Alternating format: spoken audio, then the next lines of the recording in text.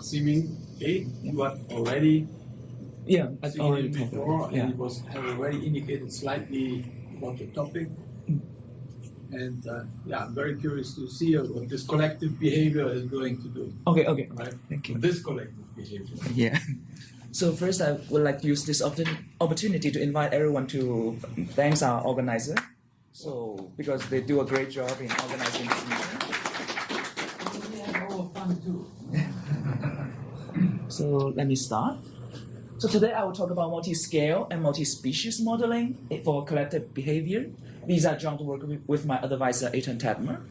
So I will go to some introduction about some models we are going to use, and then we do a multi-scale analysis of this collective behavior and analyze the long-time behaviors like flocking, consensus, etc. And then in the end, we add extra flavors into our model, basically add some colors. So we introduce multi-species concepts. So collective behavior appear everywhere in nature and science. So our goal is to give a quantitative description of these phenomena and give insights to the biologist and sociologist. So there are two pictures. So basically in nature, there are a large group of agents moving together. So in the first group is like 1,000 birds flying in the sky, and then you can search for YouTube videos, and then the birds will adjust their velocity to their neighbors, so that you have a fluid-like behavior. And now in the second one is the swarming of fish when the predator comes. So they try to protect themselves, so they form these big swarms, like 50 meters height, and then it's beautiful. And then we want to give models to this. So the basic idea behind all the modeling is averaging. So basically we average in position or average in velocity. So the first model you can think of is the following Cross-Helk-Selman model. So basically you have n agents, or you can think of them as n opinions, and then xi are the position of these agents, and then at every single time step, this xi will move to the average position of its neighbors. So basically, it has say ni agents within distance r, and then you just take the average, and then you move to that point. Okay, so this is the model, and then we use a slightly different formulation. So we subtract xi on both sides. Basically, because here the weights add up to 1, so it changed nothing. But basically, later all the models will have this same flavor. Basically, we change this weight to other things, but you have the similar form. So, yeah. And then there's the idea. So you have 4 agents, and then the average is at the center. So after time 1, you move to the center. Okay, so that's the rule. That's the basic rule. So, and next.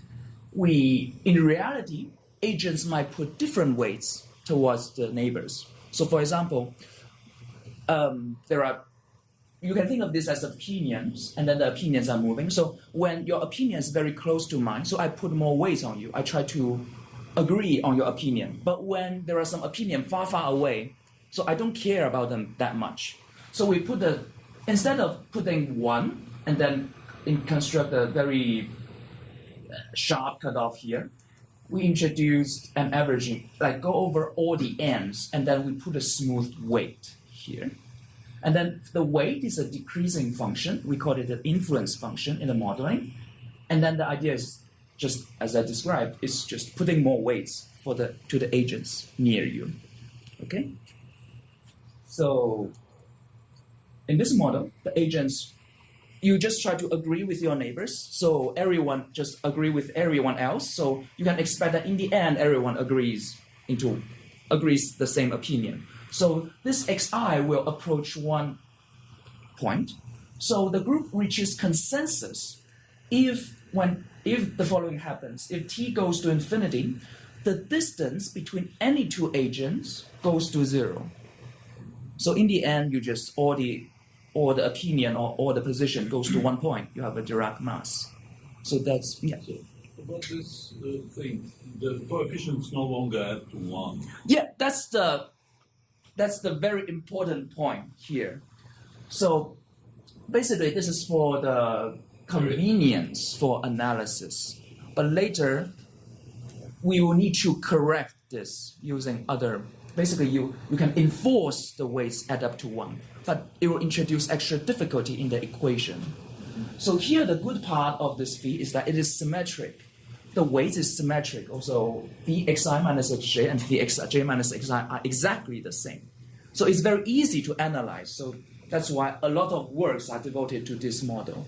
But the correct one, of course, you should assign the correct weight, add up to 1. And then that model become non-symmetric, and then it's very, so that, because it's difficult, so not too many people analyze that. So, okay, but then, of course, birds are not opinions, so it has velocity and position. So you have a... I'm sorry? Yeah. You don't have any repulsion. Yeah, we don't have a repulsion. Yeah, of course. The birds cannot converge to a point, right? I mean, Yeah. So basically, we just use this simple idea of averaging. In reality, birds will have repulsion, this alignment, and then attraction. When two birds are too far away, they attract each other. But we just want to use some simple idea. Based on simple ideas, build up our model. And then in the end, you can add extra stuff inside. Yeah. So here, its neighbors have velocity like 1, 1. And then this is you. And then you try to align with other birds, otherwise you'll collide into this one. So you adjust the velocity to the average velocity of your neighbors instead of adjusting your position. Okay? So this is we call it alignment behavior. So this is the first model in this bird business, the Cooker-Smell model. So we just use the basic rule. The change in position is the velocity.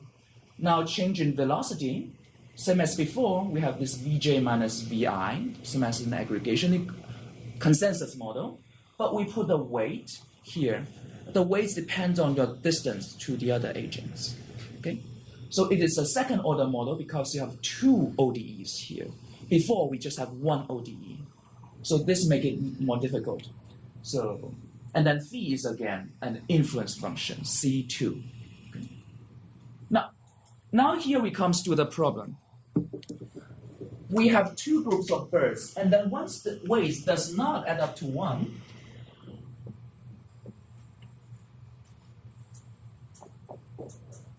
so you have 2 groups, G1 and G2. One group have 4 agents, one group have 10,000 agents. Now you look at the equation partial T. Let's look at, so we label this 1, 2, 3, 4, and then we just look at agent 1. dv1 over dt equals to summation j equals to 1 to, we decompose that into 2 groups.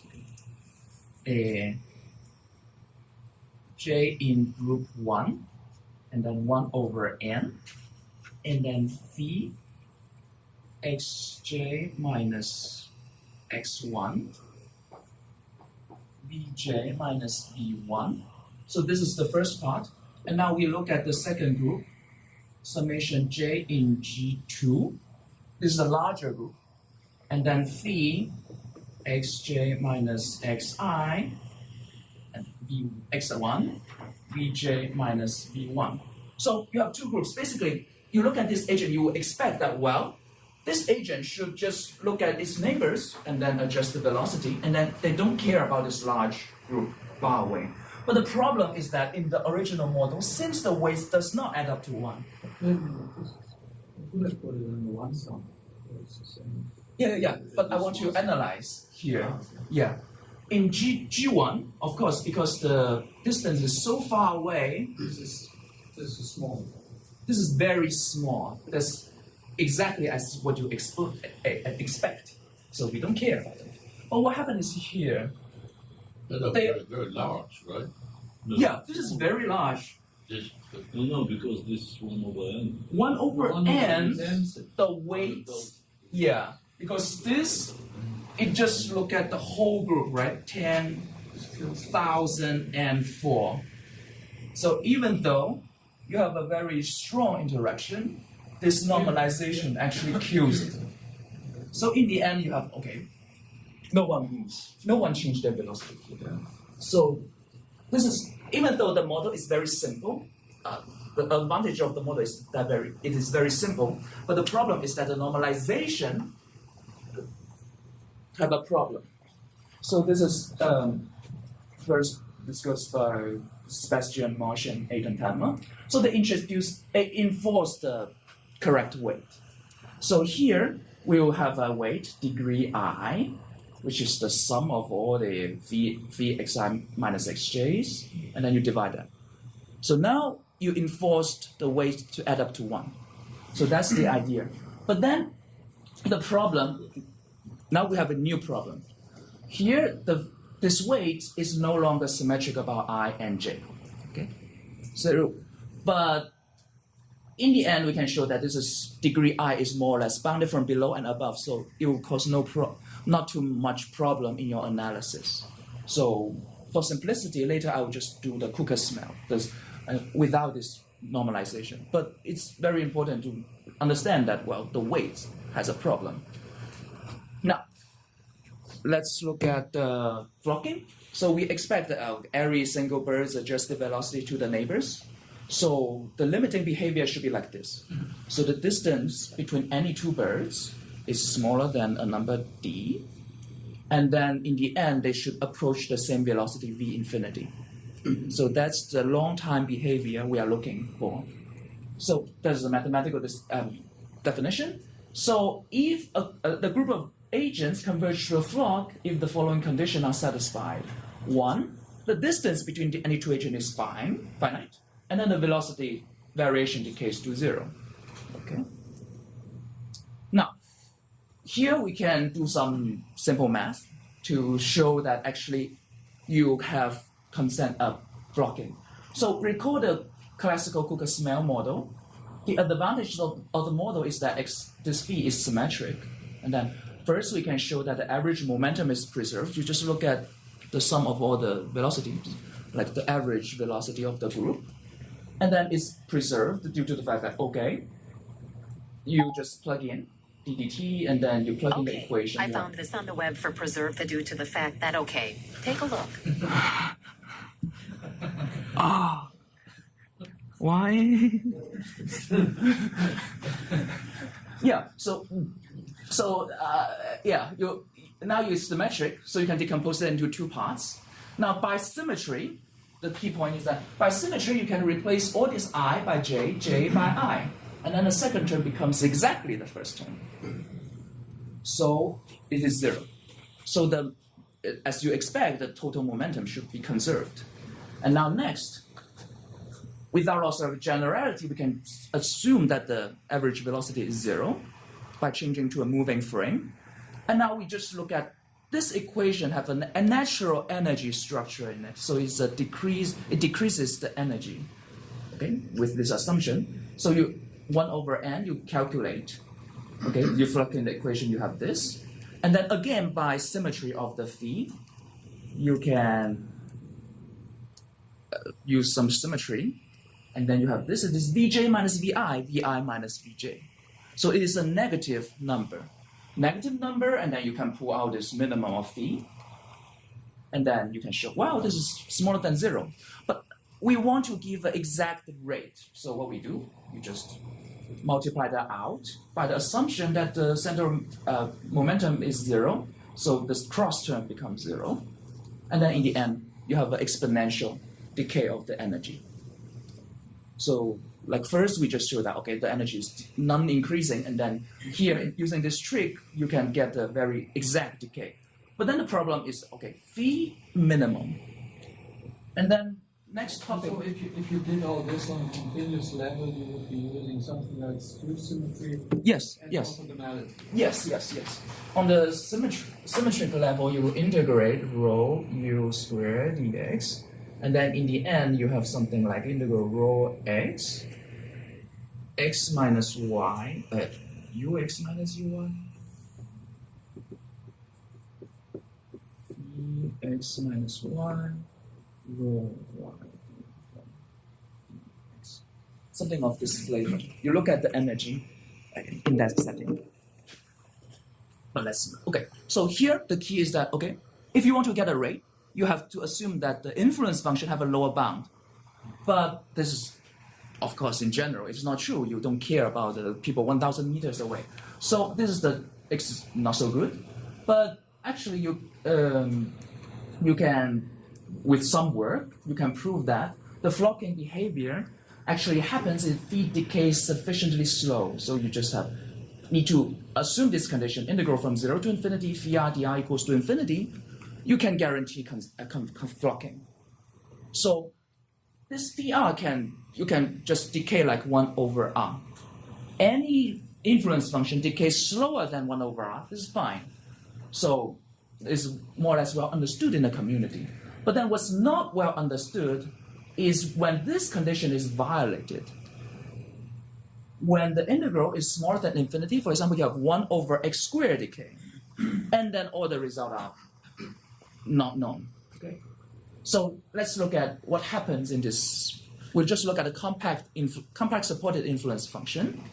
So we look at the first model, the simpler one. We're just averaging along the positions. And then this violates the global interaction condition. And then what happened is that, okay, we just define this phi to be, first, we define the phi to be 1 from 0 to 1, and then 0 elsewhere. So it violates the condition. And the second one, we define it to be 0.1 from 0 to 1 over square root of 2, and then from 1 over square root of 2 to 1, you define it to be 1. Now in the first equation, you see that it forms 4 clusters, and then the distance between any 2 clusters is larger than 1. So they don't interact. So you form clusters and then you stay there. So there's no consensus.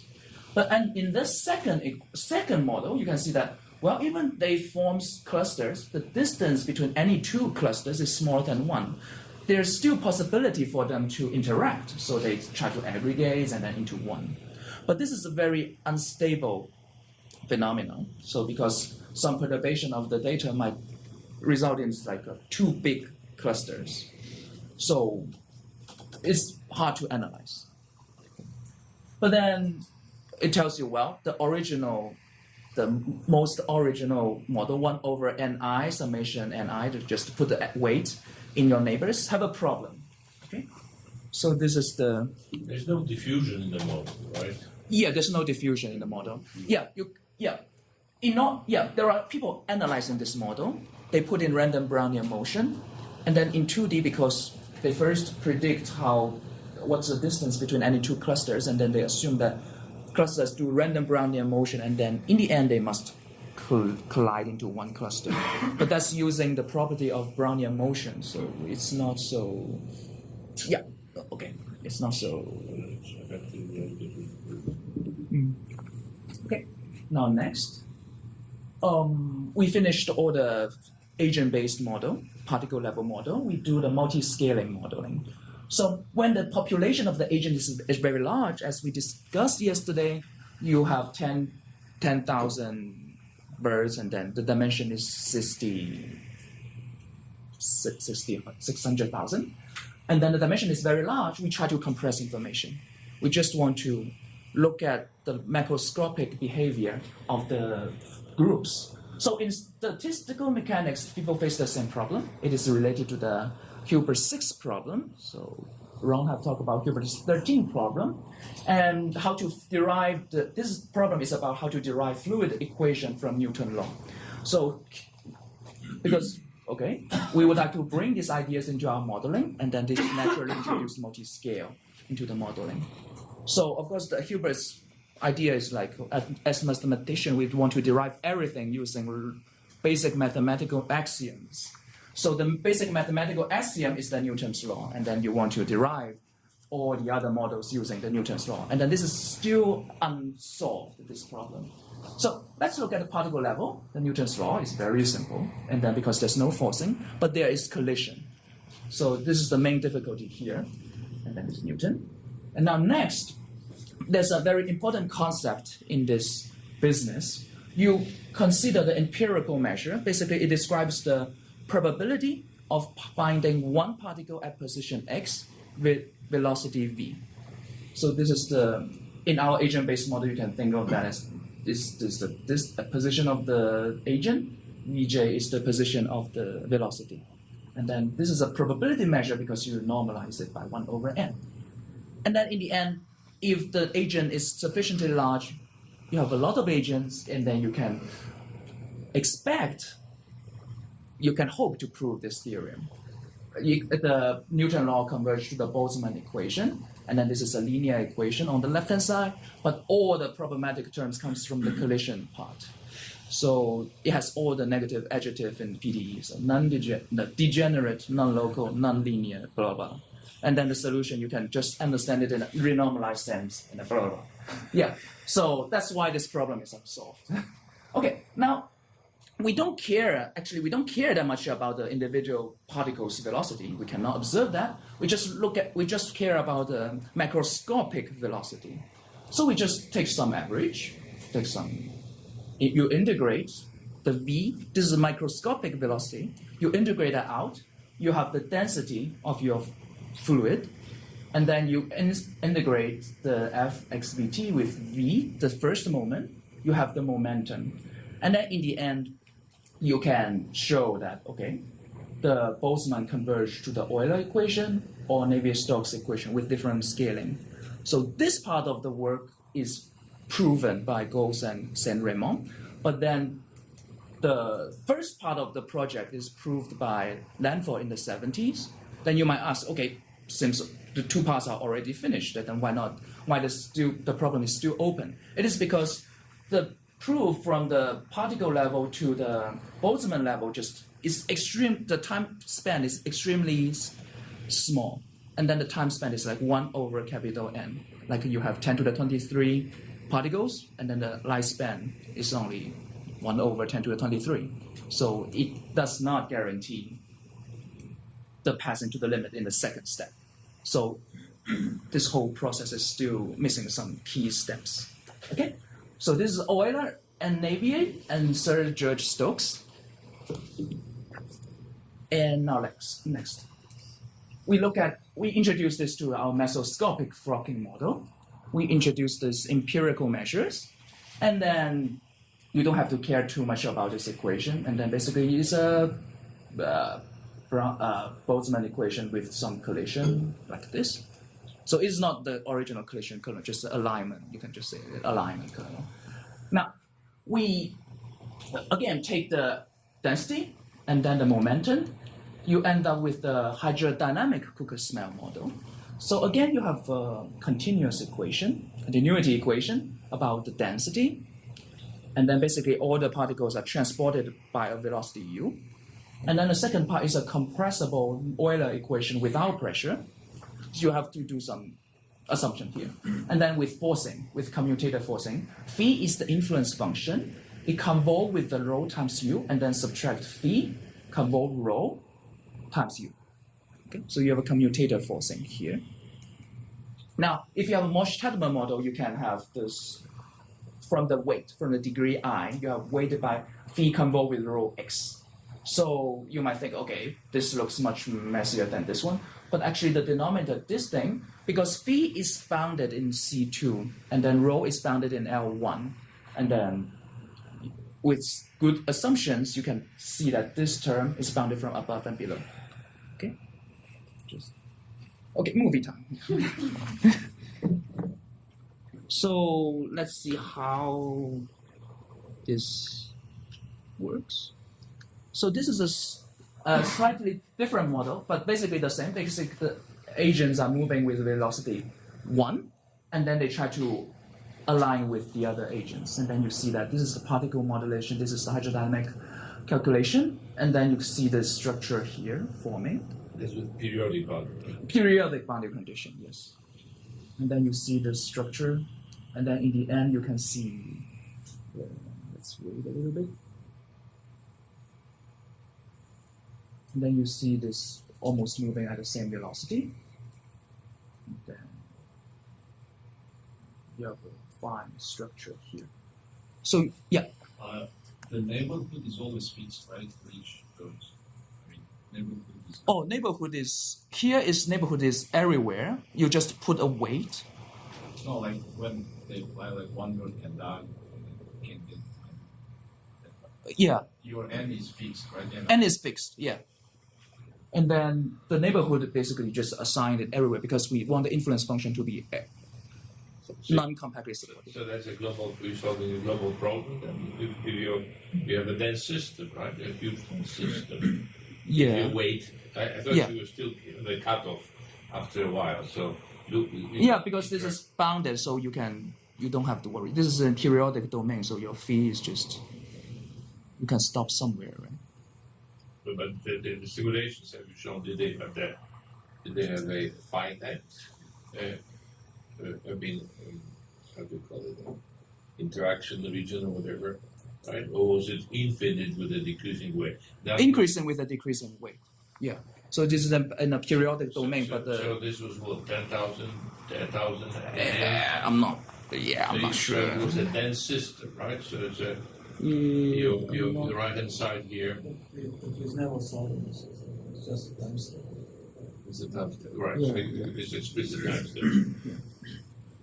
Still, you have to. It's a lot. It's not Yeah. local. Yeah. You have to do the matrix. You Yeah. have to multiply the full matrix. So okay. So let's look at the hydrodynamic flocking.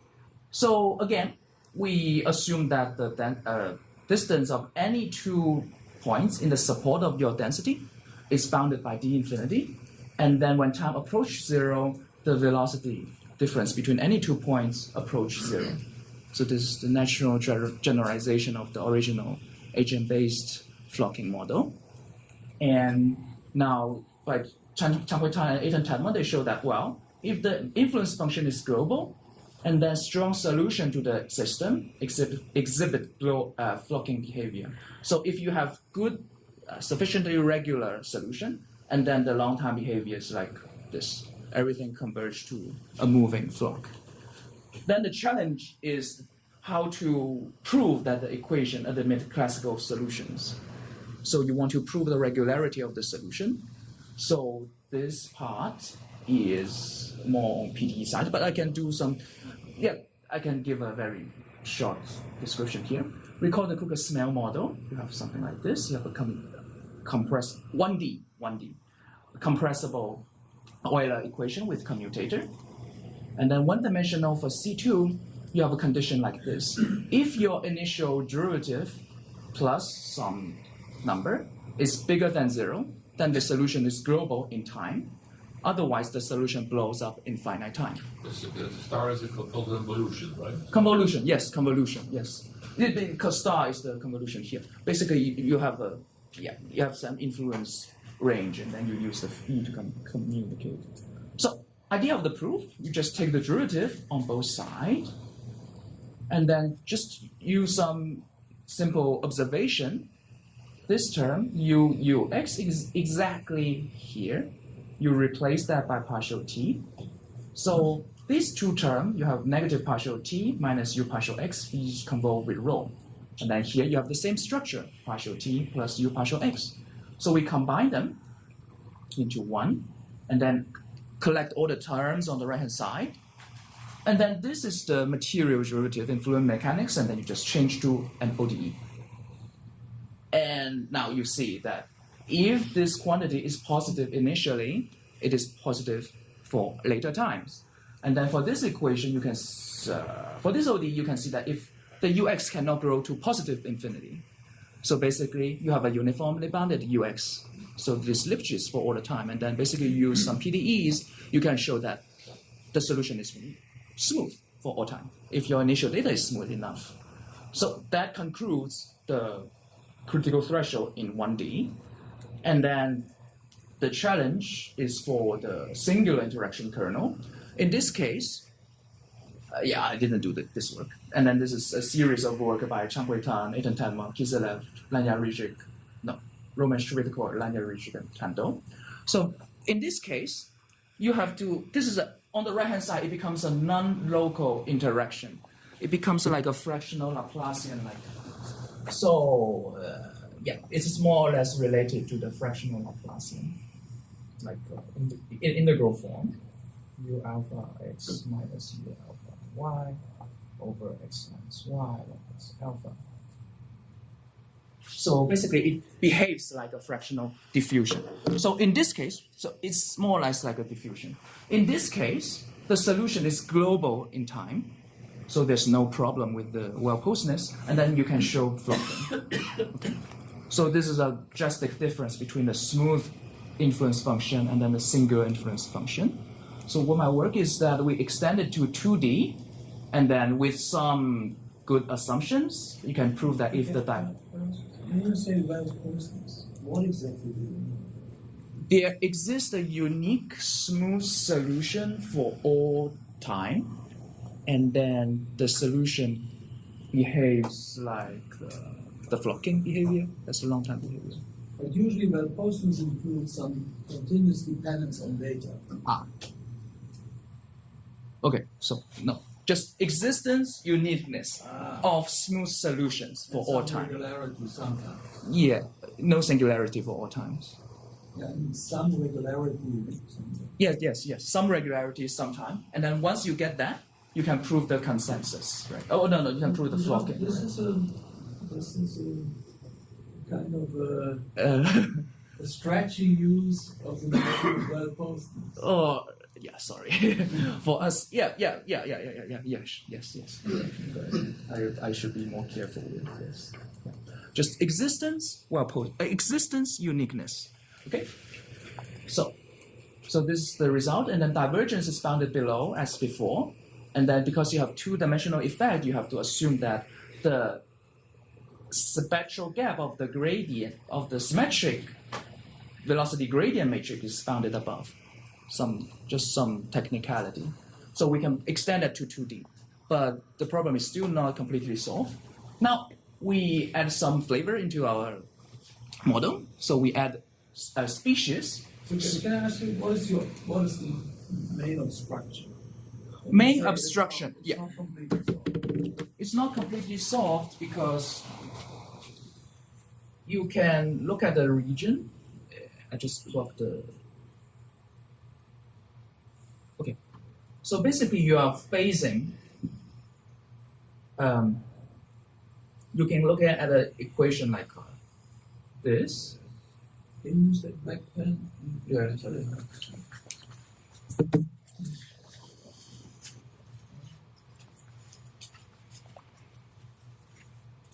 It's not completely solved because basically the interaction before it is very easy to keep track of this. Okay, phi convolved with rho u minus phi convolved with rho u. You just take the derivative and then you get some magical quantities and then you get the probability. But right now, in 2D, this is a vector, 2 by 2 vector, and then you use that trick. You only gain from the divergence direction.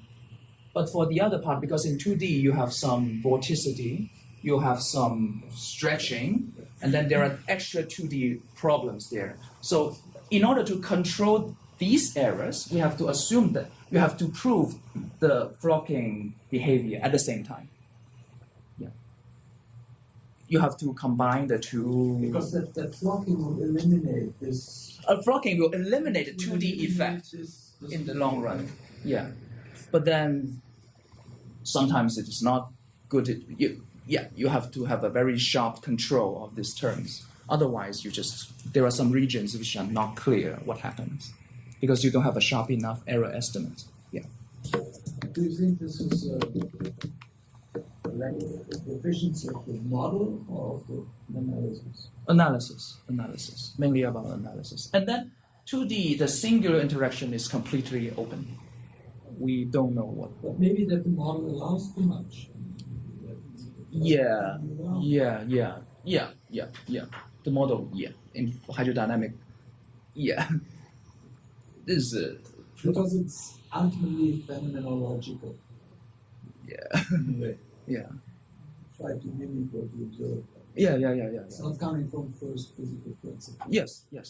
These are basically from the basic rule, and then we derive these equations. Okay.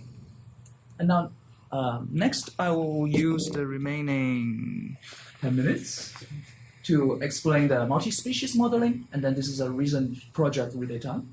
And then, so basically when you have people, you want to align with your opponents. In this case, you want to align with your opponents such that you can catch the football. Otherwise, the other case, you can just stop They the... really don't align. Right? They align all the time. You first align and then you collide. Yeah. So let's introduce this. First, we record a single species consensus, and then record a single species consensus. Now we introduce something like this. This is you can think of it as a boys and girls model.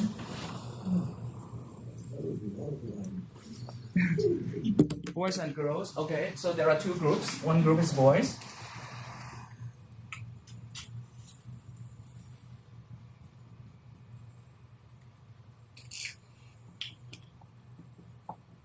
So the boys only care about what's the opinion of the girls, right?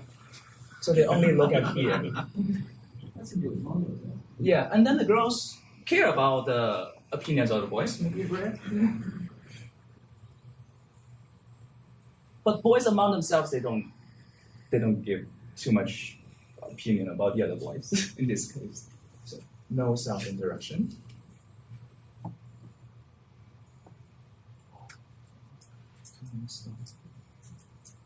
And then girls don't interact with themselves.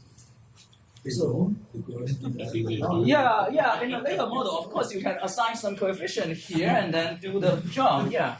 But in this extreme case, they completely don't care about the other girls, yeah. So here, as a modeling, so you have xi here, and then x2s are so for example, these are girls, and then the boys will move to the average of the girls in this model, and then the girls will move to the average of the boys. The original model is like this. Xi move to the average of its neighbors. So in general, we can introduce parameters here. So B alpha beta is the interaction, and then we assume that the B alpha beta is sum up to 1, so we do averaging here. So this is called a multi-species consensus model. And then in this model, you can think of that, this model, you can think of that 0, 1, 1, 0. Okay? They don't interact with themselves, but they interact with the other. Okay? And then right now we can only do symmetric B alpha beta. Non-symmetric, there's a big problem there. Sometimes you can symmetrize, but okay. So these are the definitions. Now it's like this. You have 3 groups: purple, blue, yellow, and then this is you.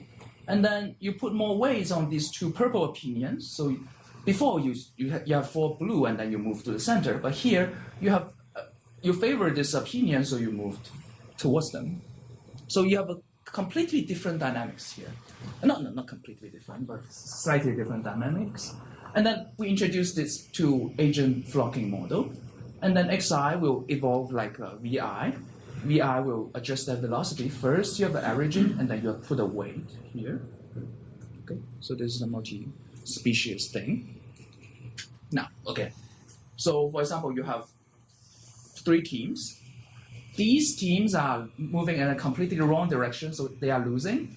These teams are moving in the correct direction, so you want to align with the winning teams. You don't want to align with the losing teams. So it's like this, okay? So when you do the whole procedure, you can pass through the hydrodynamic limit, and then you don't have to care. These are technical assumptions. And then the first, again, a continuous equation, but you add a color, alpha here. And then the second is the Euler equation with commutator forcing with a coefficient. But the difficulty here is that it loses a commutator structure. It's rho beta, u beta, u alpha, rho beta. So you lose a commutator. Before, they are all the same. So you have a commutator structure, and then you can exploit the singular kernel, etc., etc. But here you cannot because of this structure loss. Yeah. And now, again, we can prove that the strong solution flock, but we have to assume certain property of this interaction coefficient. Symmetric coupling coefficient matrix. So we have to assume that it has at least I-1 negative eigenvalues, and then the only positive eigenvalue correspond to 1, 1, 1. So that's a weird condition. I will give examples later. And then we do it on TD, and then we say this flocking if all the velocity goes to 0. The difference between velocity goes to 0. So what's the condition about? So if the matrix is identically 1, the group will just align within themselves. They will not care what the other group's moving. So basically you just see n particles or temp groups moving on their own, just don't care about what the others. So there's no possibility for flocking. But then in our boys and girls model, or you have some other models, they only look at the other groups. In this case, you have 3 groups, and then you just look at the other groups, what the other groups are doing. And then in these cases, and more general cases, you can show that the condition is satisfied, and then we call this a game. Okay? So you always flock in this case. And then we can construct the matrix satisfying that condition, but complete characterization of the matrix or the condition is still remain to be studied. Okay? So same as before, we can study the critical threshold for 1D, and then just the generalization. Before you just have rho beta, phi beta, but here you have some colors. So all the well-posedness really depends on the behavior of the other groups. Okay? And then for 2D, now we can come to our 2D result. So this is the symmetric part of the velocity gradient, and then with eigenvalue mu alpha, and then we define the vorticity, and then the conditions result is that under some smallness assumptions, like initially the variation is not too large, and then the energy is not too large, and then if either of the following critical threshold behavior is satisfied, one is that it's like before, the divergence is bounded below by a number, or the eigenvalues are bounded above by an expression of the vorticity. Basically, in fluid mechanics, it's well understood that rotation really prevents blow-up for 2D Euler type equation. So we want to exploit that fact in here. So basically, you have a group of agents. We want to originally they will collide, and then you want to introduce some rotation such that they don't collide. Yeah. So this is one of the reasons why this fish rotate in this way, so that they cannot collide into each other. So future challenges. So first, of course, compact support influence function, and then the other is a large number of groups. We don't know because we just look at the matrix, right? It's like a finite dimensional matrix. What happens for infinite dimensional? You have a manifold, and then your agent alpha is interacting with a continuum of species around them. And then what happens if this is not symmetric? So not symmetric for 2 groups. If you just look at the consensus model, it's almost always symmetrizable. So you can think of in a group, there are some leaders, they don't care about the other guys. There are some followers, they only care about the leaders. The interaction in this case is not symmetric, but you can symmetrize the system, and then so that you have a flocking behavior. But if you have more stuff inside, and then it's not clear whether you can symmetrize the system. What's the interpretation of the symmetrizer? Symmetrize means that originally we have rho 1 in the I understand what the symmetrizer is. Symmetry means that we change the definition of this rho, and originally this is not equals to b beta alpha, right? And then after some rescaling of the equation, you can end up with a b alpha beta tilde equals to b beta alpha tilde. So you're talking about Friedrich sense in symmetrization, Friedrich sense. Matrix sense, yes. Friedrich. This I'm not familiar. Yeah. So we just want a coefficient to be symmetrized. Okay. So in the talk, we introduced the various models related to collective behavior and nature. And then we introduced the mesoscopic and macroscopic description of models and their long-time behavior. And then we introduced the multi-species concept into our modeling. So the take-home message, of course, is very fun. Yeah. Thank you very much. Yeah. Have you ever tried numerically for unsymmetric case where the Because I'm not working on numerical analysis, it will be very interesting to see those numerical results. Simulation. Yeah, simulations. Yeah, How does it look like? yeah. Because Just briefly, I don't know. you haven't tried. Yeah, I am not familiar with. Just checking. Yeah. So what about the repelling? Repelling. Can you put some negative coefficient? Oh, negative coefficient is it's a little bit difficult because you want to repelling means that you try to adjust to this direction. Avoiding collision, yeah. Yeah. This If you're too close to somebody, they will collide. I don't know what. Yeah. In the analysis, we have to because you remember we have to control those errors using flocking. If you have alignment, those errors cannot be controlled. And then I don't know how to control. And then yeah. Because you control velocities, probably going too close. Yeah. There are some models like introducing. Each other. Yeah. Yeah, there are some models introducing some. So in a sense, Kernel. that probably means that you should have very strong coefficients, actually not negative, but very, very big ones, which practically tells you if you have two species next to each other, they have to go in the same direction, not to collide. Two birds next to each other, they Take singular. yeah. Take singular parts, but let me ask you something. Yes. Philosophical. Okay. Where is this supposed to lead to? What's your goal? What's your ultimate goal? I mean, what would be the ideal world? Ideal world. So, ideal world is like we, from this basic